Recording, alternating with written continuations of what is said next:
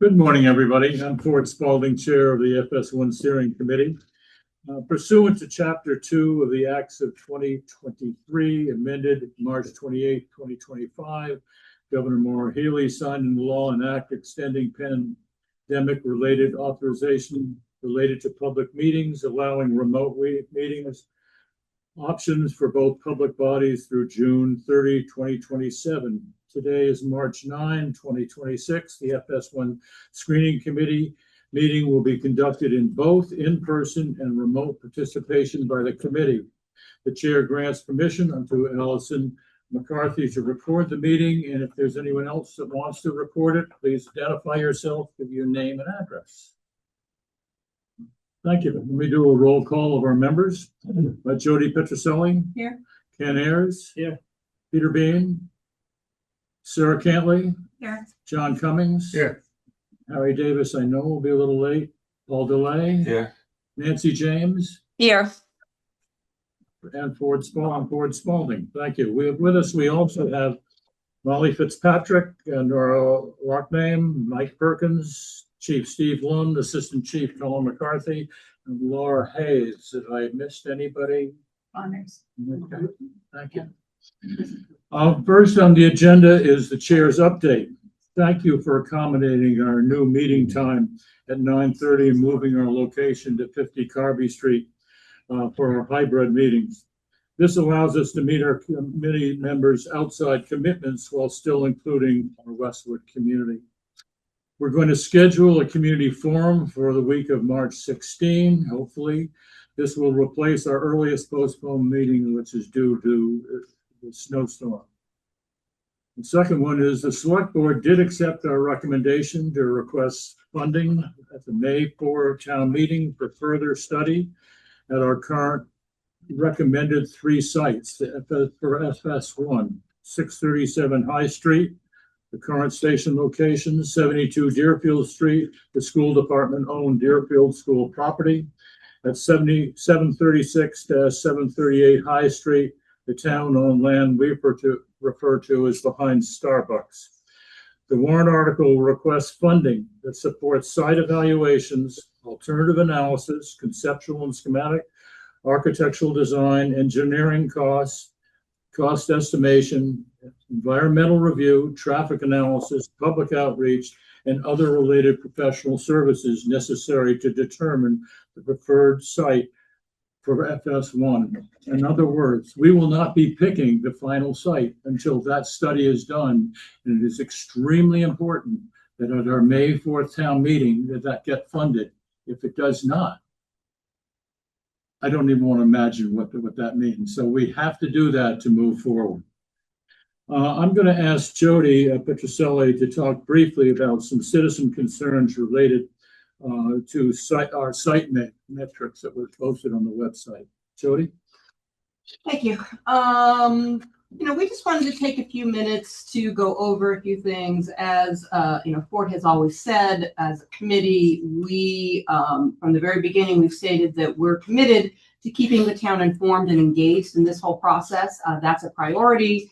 We recognize that anything that we do or anything that we recommend ultimately has to be supported by the town and approved by the town. So we want to make sure as we're working through this process that the community understands what we're doing, what recommendations we're making, and ultimately why we're doing that. I think that in a minute, Nancy and Harry are going to give a little brief presentation about some specific things that the committee has been working on that we're going to do to try and get information out to the community and answer the community's questions.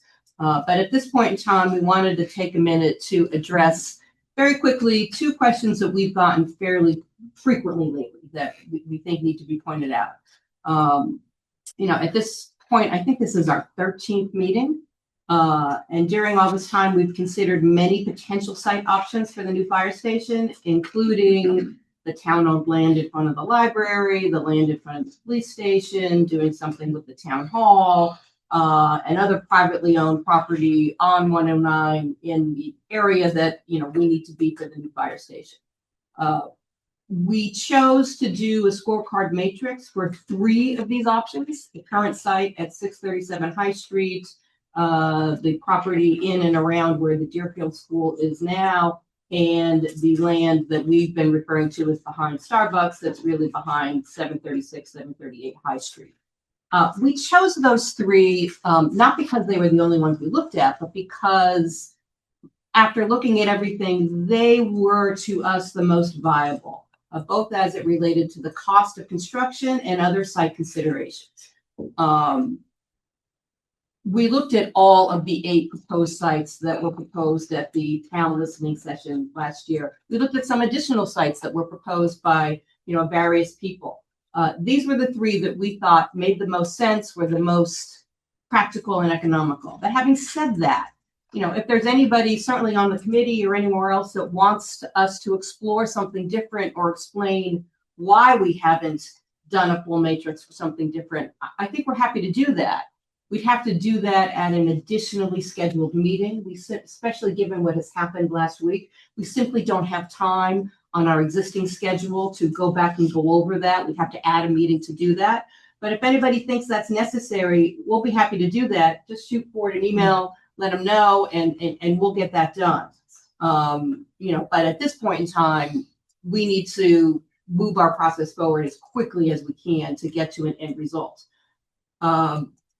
So that's how we got to the matrix and how we decided what we looked at, and what we decided to score.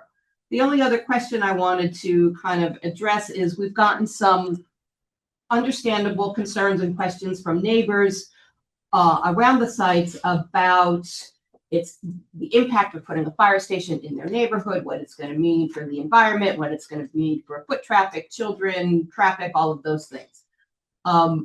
Those are questions that will absolutely be answered, but that can't be answered until the funding that the select board just approved gets voted on and approved at the town meeting, because we need that funding to hire the experts to do the investigation to answer those questions. So that's essentially what that money that we've asked for is for, so that we can do the site analysis, do the environmental analysis, look at traffic patterns, and then come back and answer these specific questions. So it's not that we're not looking at that. It's not that we don't intend to answer that. It's just we need money to do that.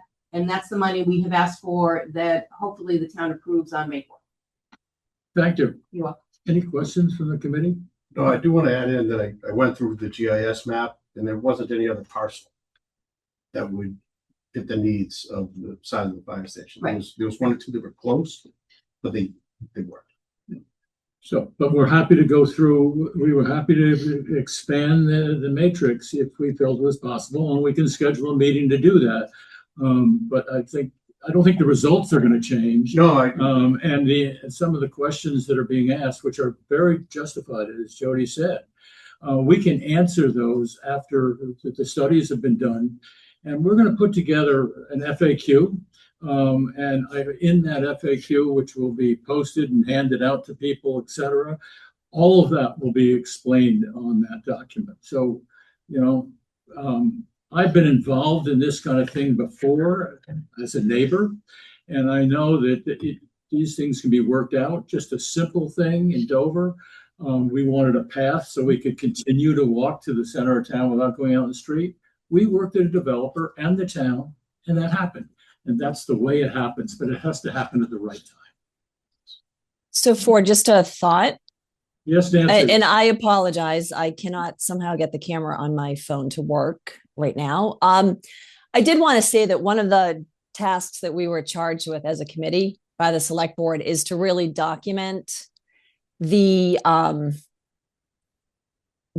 sites that were not chosen. So I think rather than have a meeting, maybe we should just each submit a scorecard independently, because I think what happens is we spend an entire meeting, kind of, I don't want to say negotiating, but everyone comes up with different ideas, which is fine, but maybe each person submit a scorecard to save time, and then we discuss as a group.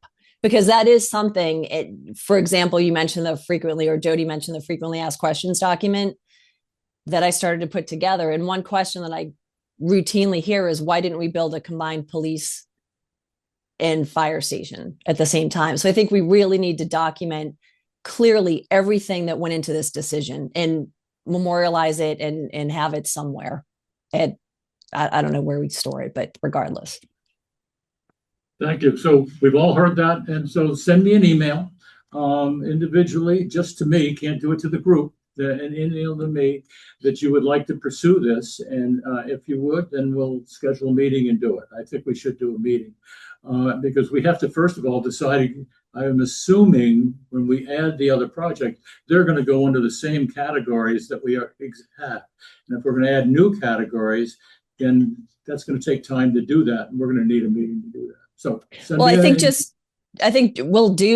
from a process standpoint, when we pull up a line and you see, I think this is a 5, and it's almost like everyone was saying, it almost became a negotiation on each line. So I think just a clear scorecard from each person. I mean, we can figure out how to do it, but I do think we need to have that, and I will absolutely send you an email.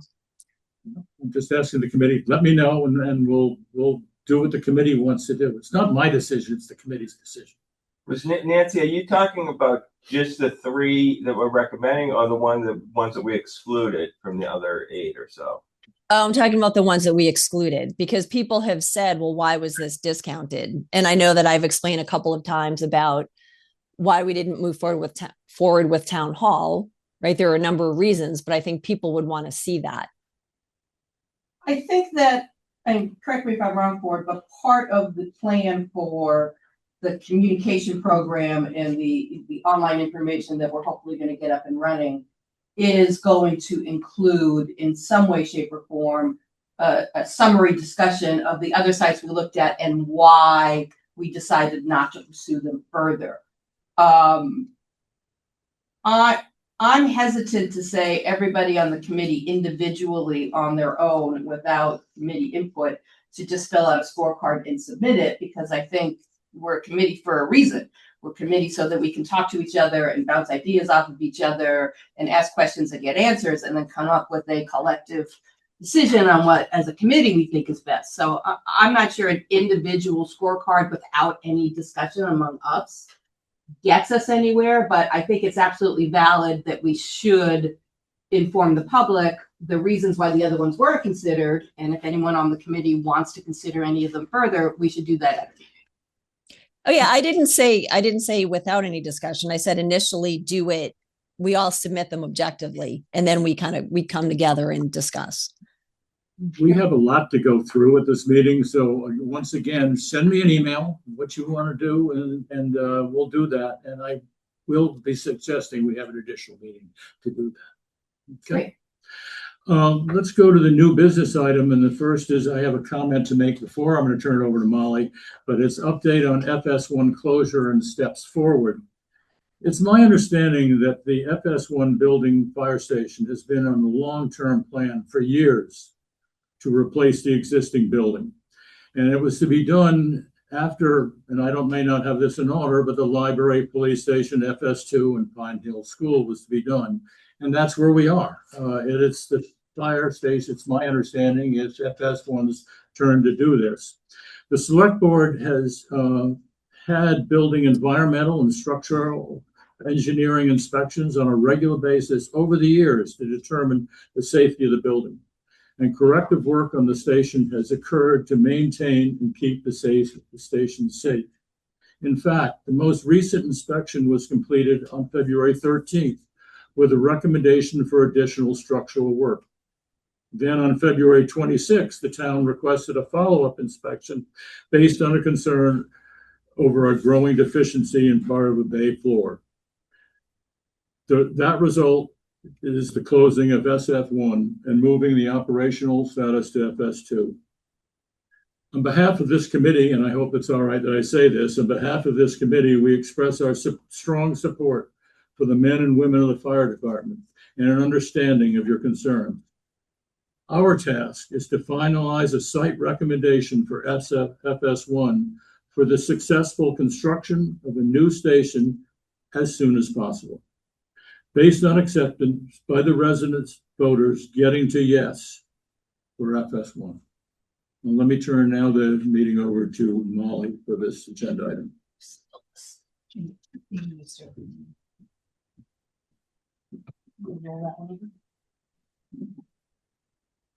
Yeah. Yeah. Here comes Spears over here.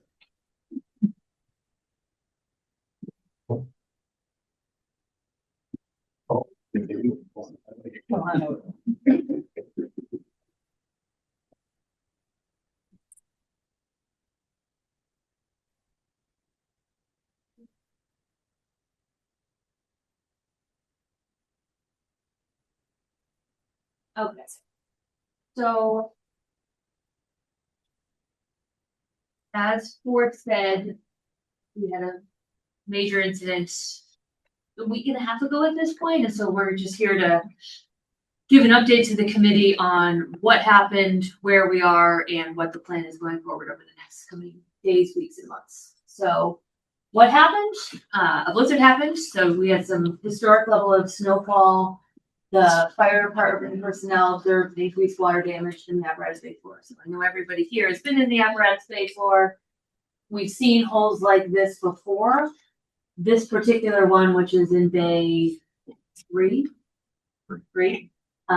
it was noticed that it was gotten a little bit larger and was coming further apart. And the reason of that is there hasn't been allowed washing or water in the station for months, if not years, because the water is dripping through these holes.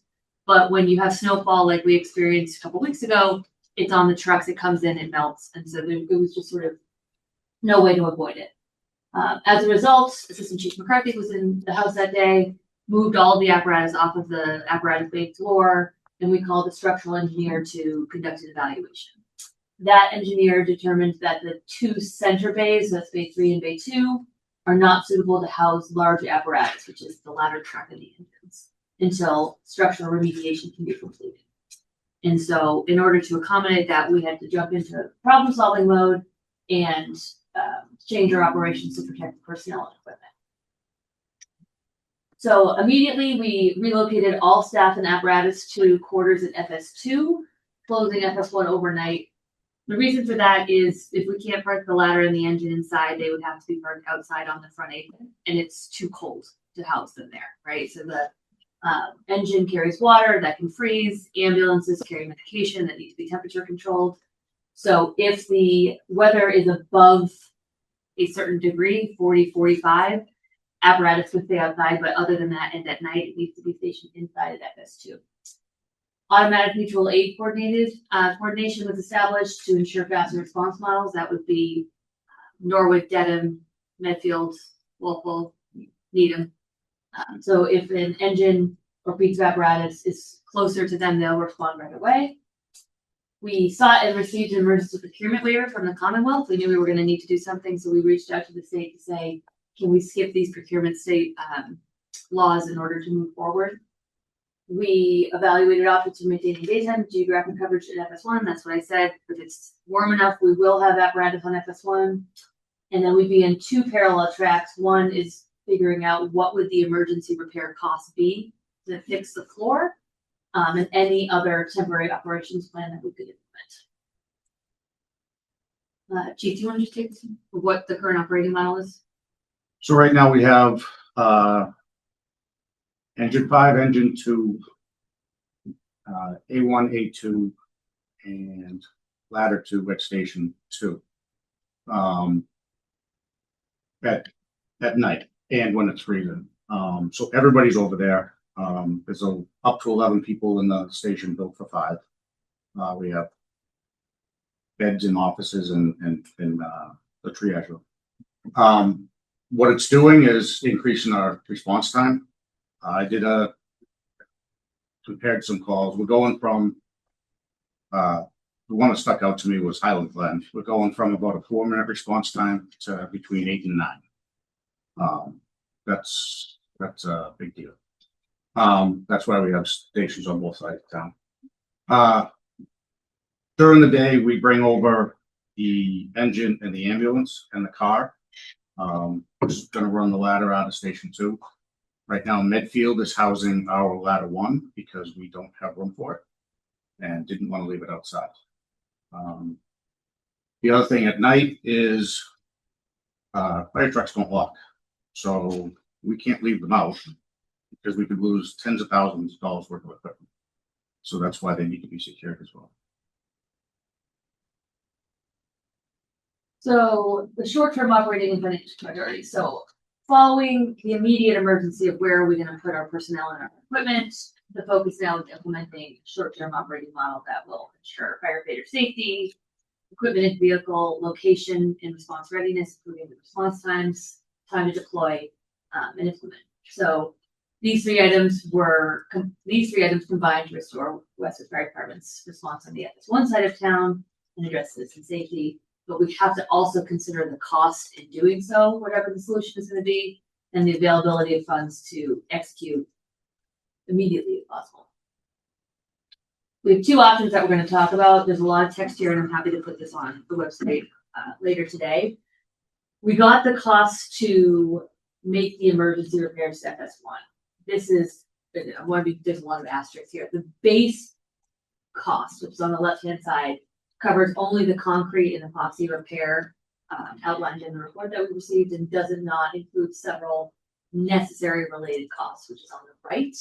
The major issue here is unforeseen, right? So the report is saying we need to take all the epoxy off of the apparatus floor, fix all of the cracks, and then put new epoxy down. That's the most basic way to explain it.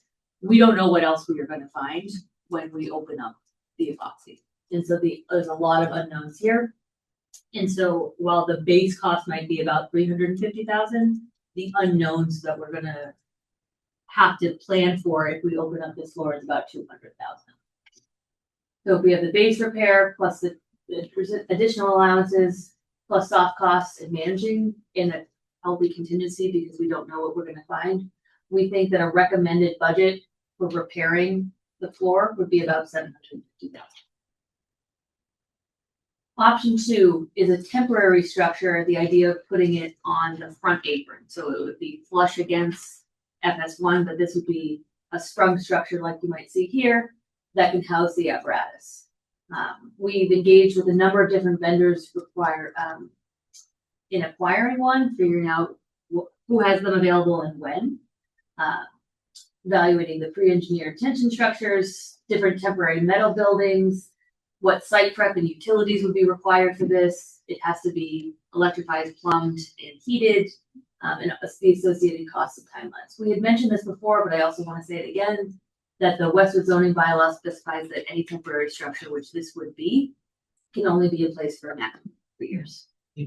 How many engines or apparatus will that hold? This is a 3-bay, so this would fit 3. So It's not a double, right? It can even only fit 1 in each bay. We might be able to two units. But yeah, a smaller. Okay. Can I ask a question about the zoning bylaw? The 3 years.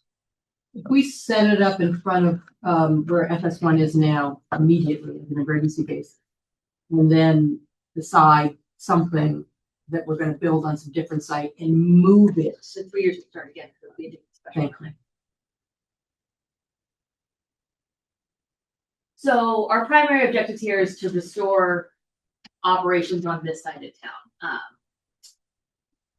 The faster we can do that, the better. And then depending on final pricing, we may be able to start in FY26 rather than wait for funding in FY27.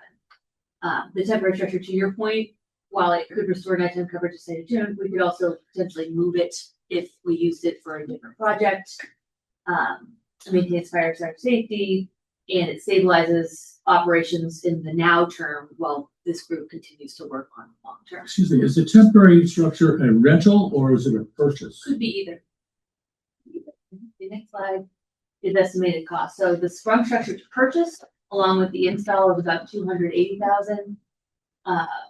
Rebay doors is about $30,000. So those are the door, we would procure those differently. These numbers are blank because we're still awaiting what the cost would be. If I had to guess, I never like to do, electrical, plumbing, HVAC would be another $30,000, with soft costs being around $50,000. So all in, you're looking at about $350 to $450 would be the cost of this.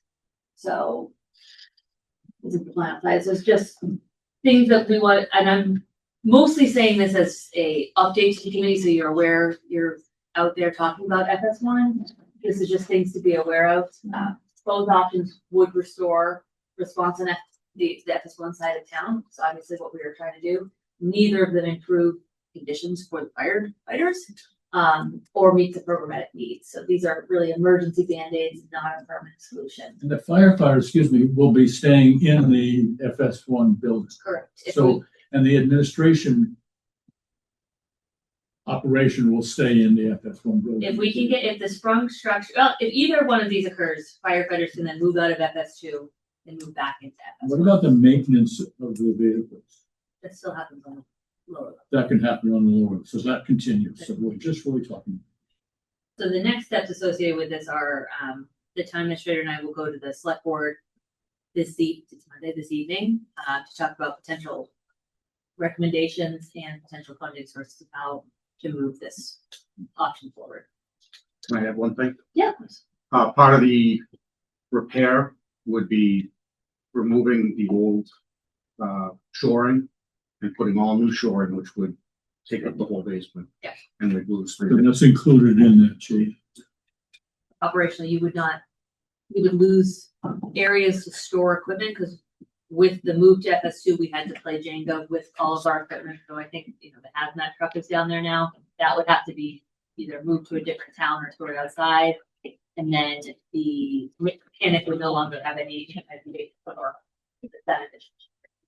So essentially, sorry, the two options are, if I understand it, that you guys are considering is $750,000 to do work on a building that's going to be torn down, or $400,000 to $500,000 on a temporary structure that we could use for the next 2 years plus that we need, I would rebuild a new fire station.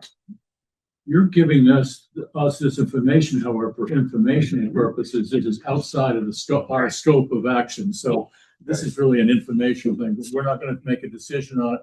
Well, I suppose we could, but we're not really going to make a decision. For decision, it's just we know that you guys are the ambassadors of this project, and so it would be reasonable for someone to say, "Hey, you're on the FS1 committee. What is going on?" Now you. Molly, does this need to go to town meeting for funding? It depends on what the pricing is, and so the town has a number of reserve accounts that it might be able to dip into in order to get it started right away. Typically with a rental, we could start a rental agreement before, so we're still evaluating if we can get this done before. Do a rent to buy? Any other questions, comments? What was the cost difference between renting and buying? I don't have that. And what time frame are you looking at? As soon as possible. If we can, we're going to the select board today to get their feedback on what we should do, but if it was up to me, we'd be starting. So conceivably, if you go to the select board, they approve it, you get the funds, you could start. It would It could take, be up in 2 weeks. it's gonna be longer than that. It's gonna have to be found. We have some who have them in stock, but in stock doesn't necessarily mean in Westwood. So getting it acquired is gonna be a couple of weeks. Getting it installed is going to be a couple of weeks. So realistically, it's a 6 to 8 week period if we start. So this structure would be in front of the building, so I assume all parking then is going to have to be in the back? It'll only take up 3 of the bays in front of the Oh, four it will bays only of take the up- okay. Area. over- So you'll still have in front of the administration office? Yeah. Parking. Yeah. Capabilities. Thank you. So that would tie up, as you pull back into the station, that would tie up traffic on 109 as you turn around with that. Oh, yeah, yeah. Oh, yeah. It'd be right out. I think they came like 3 feet back from the sidewalk. So Yeah. yeah. Okay. I think. Okay. Any other questions? Moving on, the second agenda item is FS1 steering committee process going forward. And let me start off with that, and then I'm going to turn over the meeting to Nancy James, and when Harry arrives, he'll be part of that. This subject falls mainly under communication. Starting leading up to the May 4 annual town meeting, because we've really done our work as far as we can go. We've made the recommendation. We have 3 sites. Yes, we can go back and look at others, but we have 3 sites that will be funded at the town meeting. So it is now our responsibility to communicate and educate Westwood residents as to the reasons why they should support this study. With that in mind, I'm asking Nancy and Harry when he gets here to lead this discussion. We did meet Nancy, Harry, myself, Molly, met with Laura Hayes, who is going to help us with a communication strategy that we have put together. Actually, they have put together a recommendation report. And I'm going to turn that over to Nancy for her to talk about. But that's really where we're going. And we're going to need everybody on the committee to participate in this. Nancy. Thank you, Ford. Appreciate that segue. So I think the last time we voted, there was a lot, or at least I heard that there was a lot of frustration from residents around how do we know that this is the best option other than you're telling us so. Right. We want to be really clear that this time the group is independently validated all of the programmatic needs and really ensuring that the sites chosen for feasibility are the most viable. So the way we do that, at least, and I very much appreciate Laura putting that plan together. It's really a multifaceted approach. I mean, a lot of it comes down to putting things out there like the programmatic needs, which we did. The scorecard, which we did, which definitely garnered some feedback.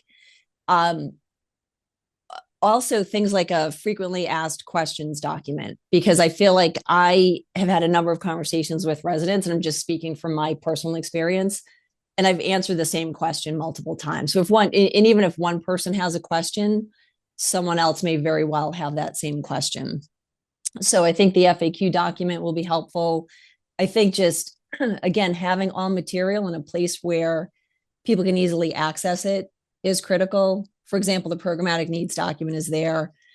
The scorecard document is there. Not that those won't be refined, but at least it's a place where people can go. And I think that's what people may have felt was missing in the process.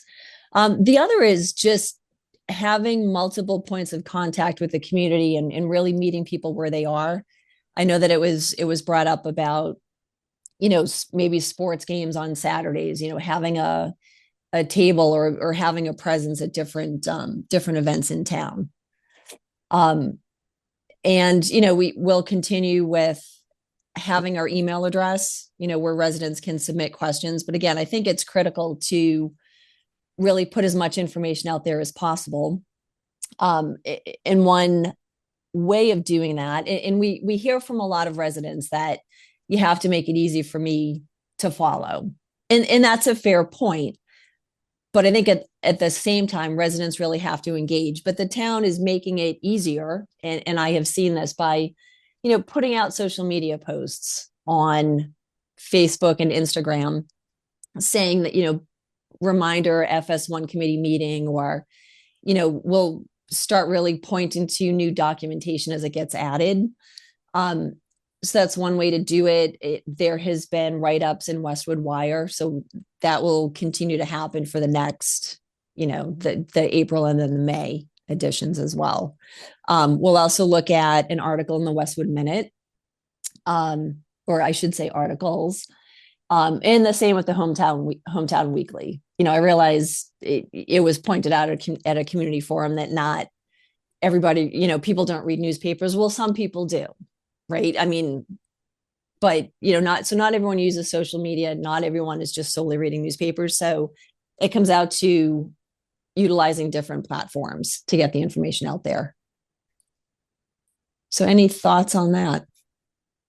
Well, one thing, if I could add, Nancy, we're thinking about having an additional website that would be linking into the town website, but that additional website would be just focusing on the steering committee, and that would be very simplified, easy to understand, easy to read. The other thing is on that, I get questions that come to the FS1 email site, and then it was sent to me. I answer it, send it back to the person that sent it to me, and we try to do that within 24 hours if possible. And then the committee gets the answer. That's great, but the community needs to get the answer. So what we're going to try to do is have, when an email is sent to us, it's going to go to similar or different site.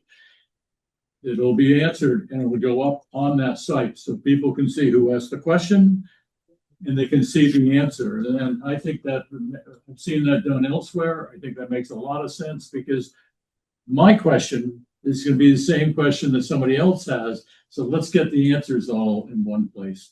The FAQ is going to be essential, and that's going to accumulate a lot of the questions that you have and that we have, and the answers will be there. So we're going to try to disseminate this out as much as we can.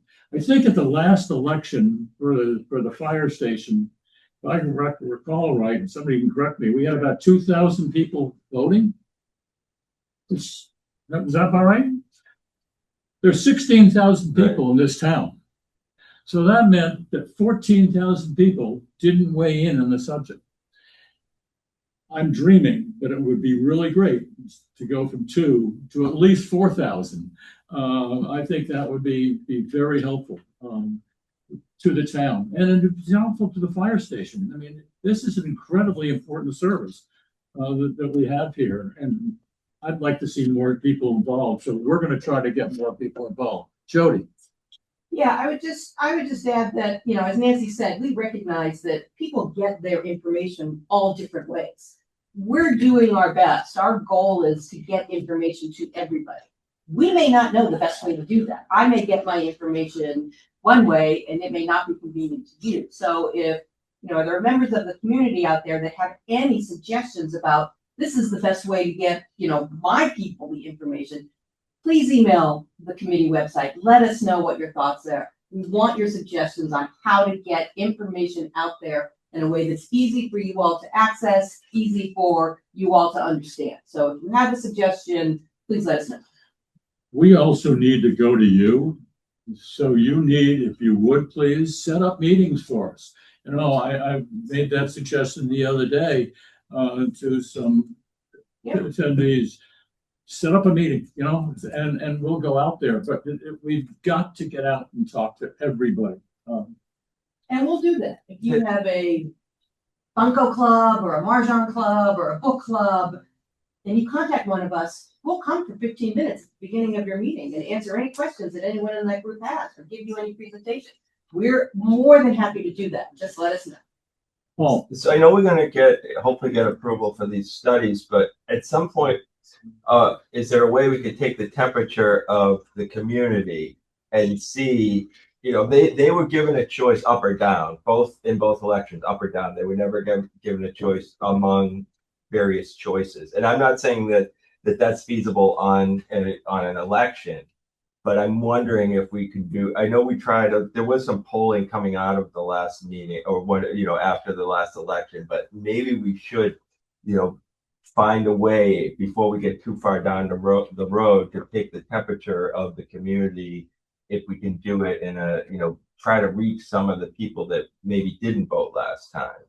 And I don't know if we can hire a company that can do some polling or something like that, just so before we go, that's just a different element. Before we go too far down the line, we want to see how people are feeling about it. I think that's a good idea because, if I had to guess, I don't know what the percentage would be, but the large percentage of people are in favor of doing something for the fire station. Right. And there's no question about that. The question that comes in is the cost. And the cost is dependent on the size. And, we had a 5-bay, maybe it should be a 4-bay. Is that going to reduce the cost? Yeah, we can try to answer those questions, but I think that's sort of where I'm coming out. So maybe a survey of maybe a little bit more two-way. And even I'm not even thinking like a survey where we wait for people to give us feedback. Like we need to find a way to reach out to them. Like whether somebody does whether we get a professional company that does a phone bank that just checks in with people or something like that. Okay, thank you. So I think one other option might be another public safety forum like we did in October, now that we're further along.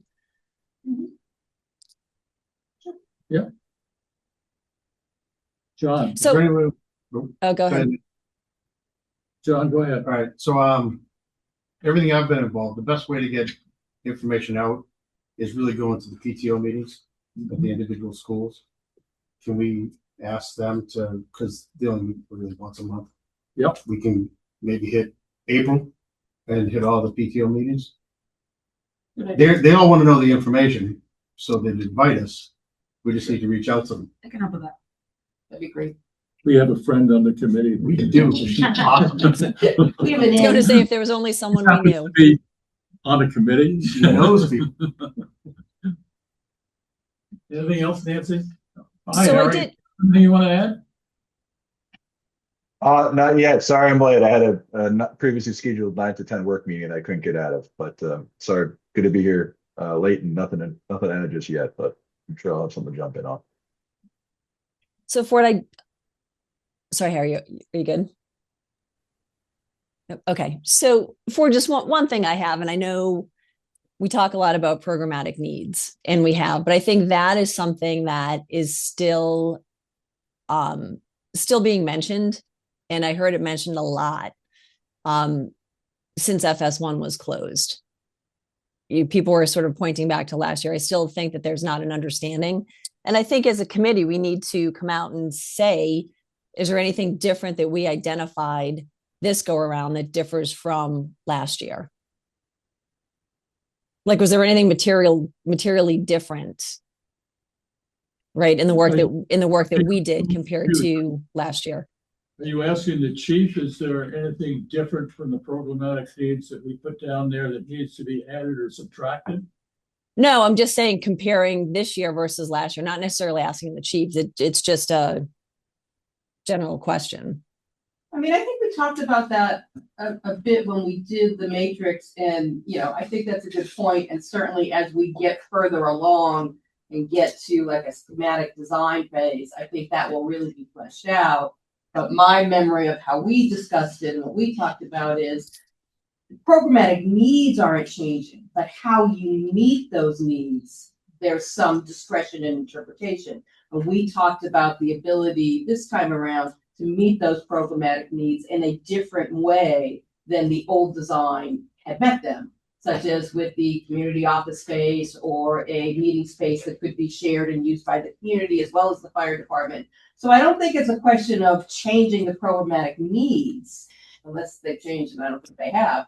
But, you know, there is decisions to be made on how you meet those needs. And our job is to meet them in a way that satisfies the requirements of the fire department and, you know, satisfies the concerns of the town. So I think that's well said. And that's really during the schematic process Yes. that you're doing that.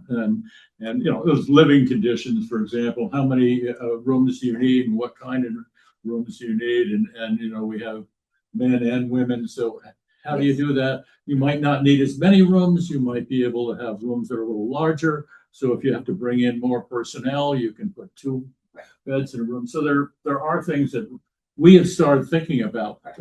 but until you pick a site and know the footprint of the building, you can't really figure those The things out. site determines the whole thing. Anything else? Thank you, Nancy. You're welcome, Ford. Next agenda item is approval of minutes, the minutes of February 23, 2026, which were updated and sent out this morning again. So is accept the motion to approve.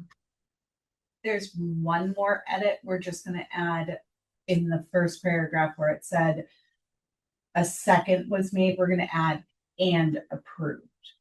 We Thank took a you. vote and we need to know how the vote went. Yep. Yes. So do I have a motion to I'd like approve? to make the motion with those amendments that we accept the minutes. Is there a second? Second. Any discussion? I'll poll the committee. Jody Petroselli, Yes. Ken Ayers, Peter Bean, Sarah Cantley, Yes. John Cummings, Yes. Harry Davis, Yes. Paul Delay, Yes. Nancy James, and I'm Yes. Ford Sullivan, yes. I'm a yes, just saying. Did I forget you? No, you cut her off. Okay, sorry. In terms of other topics for our next meeting, send them to me and we'll go for there. Anything other business you want to bring up before I go to public and press? Public and press is next on the agenda. Please keep your comments to about 2 minutes and understand that they will be responded to in detail at our next meeting, if not before. And please state your name and address. Those in the room, does anybody have any comments or questions you want to make? I do, Sharon B. 30 Russell Ave. I just want to know how much the effort that you've put into negotiating with 738 High Street. Have you put that effort into negotiating with Folsom Funeral Home? They have 2 other sites in Norwood and Dedham. They might be interested in an offer. Have you done anything? Has anybody contacted them? Has anybody reached out to them? Chief? I spoke with him directly and he said they're not interested at all. Who is making these decisions? I think we've heard your question. We're not gonna have a debate on it, but go ahead. No, I just have another question. Go ahead. Who in the town makes these decisions? Who reaches out to the abutters? The town administration reaches out to the abutters, and I have been contacted by one, and I went out and met with that person. But it's really up to the town administration to contact them. Abutters are being contacted, being talked to. Those that are perhaps potentially interested in they're talking to us, and we are talking to them. We also sent out a letter. And we have sent out a letter to all neighbors of the property, both resident and commercial. And we have heard from some. Any other questions? Yes. Alex Jones, 50 Gate Street. For the site at 72 Deerfield Ave, how would the fire station design incorporate into the existing open public space ball field? We don't know. We haven't. We're not even there. We're not even close to beginning there, and we're not going to do that until we start narrowing it down. Which one? So. But we recognize that that's a consideration. Absolutely. Okay. I just have one small follow-up question. The town administrator, Connor. Hi. Hey, Alex. So one of the things that we are doing at the kind of administration level while the FS1 committee is doing their role is that we are going to be doing preliminary site analysis at both Deerfield and at the land behind Starbucks, so that there are kind of in what I do as kind of project killers of wetlands or major issues with the site that we could determine quickly. That's going to be going on this month and next. Okay. You said you had another question. The only other question was, I know from personal experience how tight the corner at Deerfield Ave and Gay Street is, how it's a visibility challenge. What are there? We will be looking at that. We understand how tight it is. Thank you. Anything else from the audience? Mr. Yes, Chair, can I just jump in quickly? Yes. My understanding was the site at the intersection at Deerfield and Gay Street was not, or Deerfield was not being considered to be used for apparatus. Deerfield Avenue. Yeah, go ahead. Elaine De Reyna, 221 Hartford Street. Your name and address. Elaine De Reyna, 221 Hartford Street. Jody mentioned that you would be doing traffic studies. Yeah. And could you include the Hartford Street traffic study? One was completed about, I guess, within the last 10 years when we improved sidewalks, and there are about 8,000 or 9,000 cars that feed onto High Street. Mm-hmm. There is a confluence of activity in that small location.